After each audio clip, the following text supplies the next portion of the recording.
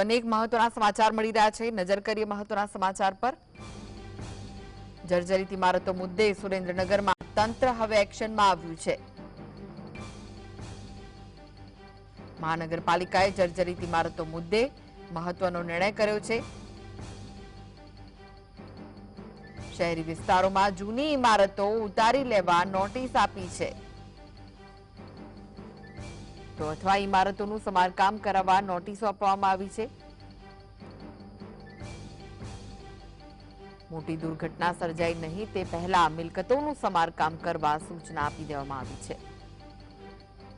જર્જરિત ઇમારતો મુદ્દે સુરેન્દ્રનગરમાં તંત્ર હવે એક્શનમાં આવી ગયું છે। જે જર્જરિત ઇમારતો છે તેમને નોટિસ આપવામાં આવી છે। મહાનગરપાલિકાએ આ કામગીરી શરૂ કરી છે। જર્જરિત ઇમારતોના કારણે કોઈ હોનારત ન સર્જાય તે માટે નોટિસ આપવામાં આવી છે। તો આ વિશે વધુ માહિતી માટે જોડાઈ ગયા છે સુરેન્દ્રનગરથી સંવાદદાતા ફઝલ। ફઝલ, જે જર્જરિત ઇમારતો છે તેમને નોટિસ આપવામાં આવી છે, શું વિગત છે? ખાસ કરીને સુરેન્દ્રનગર મહાનગરપાલિકા દ્વારા સુરેન્દ્રનગર શહેરી વિસ્તારોમાં આવેલી જર્જરિત ઇમારતોને નોટિસ ફટકારવામાં આવી છે। જેમાં ખાસ કરી સુરેન્દ્રનગર શહેરી વિસ્તારોમાં આવેલા શોપિંગ મોલો હોય, મોટા કોમર્શિયલ જે એપાર્ટમેન્ટો હોય છે, જે કોમ્પ્લેક્સો હોય છે, તેને પણ નોટિસ ફટકારવામાં આવી છે। પ્રથમ વખત એવી ઘટના બની છે કે સુરેન્દ્રનગર શહેરમાં જે જર્જરિત ઇમારતો આવેલી છે તેમના વિરુદ્ધમાં મહાનગરપાલિકા દ્વારા કાર્યવાહી હાથ ધરવામાં આવી છે। ચોમાસાની સિઝન નજીક આવી રહી છે ત્યારે વરસાદી વાતાવરણ વચ્ચે કોઈ પણ પ્રકારની અનિચ્છનીય ઘટના ન બને અને કોઈ પણ પ્રકારની મોટી જાનહાનિ અથવા તો દુર્ઘટના ન સર્જાય તે હેતુથી કમિશનર દ્વારા આ પ્રકારનો પ્રથમ વખત નિર્ણય કરવામાં આવ્યો છે અને અંદાજિત સુરેન્દ્રનગર શહેરમાં 200 થી વધુ કોમ્પ્લેક્સો, દુકાનો, મેગા મોલો, શોપિંગ મોલોને નોટિસ આપી અને તાત્કાલિક સમારકામ કરી અથવા તો ઉતારી લેવા માટેની સૂચના આપવામાં આવી છે। આમ પણ સુરેન્દ્રનગરનું જે વઢવાણ શહેર છે તે હેરિટેજ શહેર ગણવામાં આવી રહ્યું છે। અંદાજિત 100 વર્ષ જૂનું શહેર છે એટલે જૂની મિલકતો પણ આવેલી છે ત્યારે બજારમાં પણ લોકોને જોખમમાં મુકતી ઇમારતો પણ ના ખડકલા પણ ઉભેલા છે તે પણ ઉતારી લેવા માટે સૂચના આપવામાં આવી રહી છે। શહેરીજન છે તેમની સાથે વાત કરશું। મહાનગરપાલિકાએ પ્રથમ વખત આ પ્રકારનો નિર્ણય કર્યો છે, શું કહેશો? મહાનગરપાલિકાએ જે નિર્ણય કર્યો એ તટસ્થ નિર્ણય અને સાચો નિર્ણય કર્યો છે।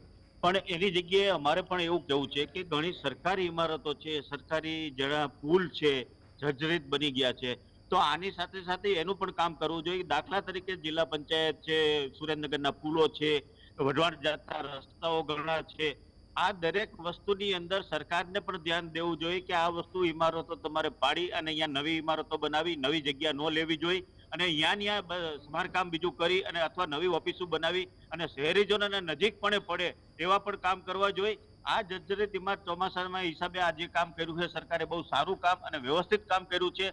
તો આની જગ્યાએ દરેક જગ્યાએ આ વસ્તુનો અમલ થાય અને સરકારમાં પણ આનો અમલ થાય તો પણ અમે પબ્લિક એવી ઈચ્છીએ છીએ કે સરકાર સારું કામ કરે, એમાં પબ્લિકનો પૂરેપૂરો સપોર્ટ રહેશે અને પબ્લિક એને સાથ અને સહકાર આપવા તૈયાર છે। પણ એક બાજુ સિક્કો કાંટા અને એક બાજુ રાજા, જો આ નજરથી જોશે તો અમે એમ માનીએ છીએ કે આમાં દાળમાં કંઈક કાળું છે અને કંઈક રંધાઈ રહ્યું છે અને આની અંદર કોઈક રાજકારણ રહેલો છે એવું અમારા માનવા છે। શોપિંગ મોલોને નોટિસ ફટકારવામાં આવી છે, શું કહેશો? કારણ કે તમે વેપારી એસોસિએશનમાંથી આવો છો, શું કહેશો?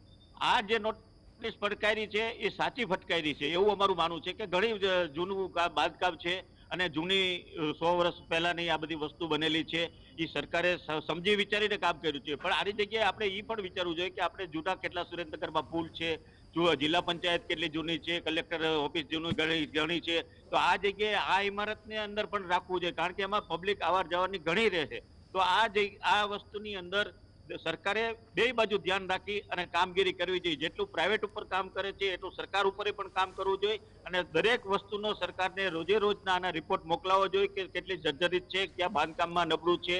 આ વસ્તુનો રિપોર્ટ સરકાર સુધી પહોંચે તો અમે આ વસ્તુને સાચું માની કે ઉપરથી આ રિપોર્ટ જાય છે અને આ રિપોર્ટ ખરા અને સાચા જાય છે।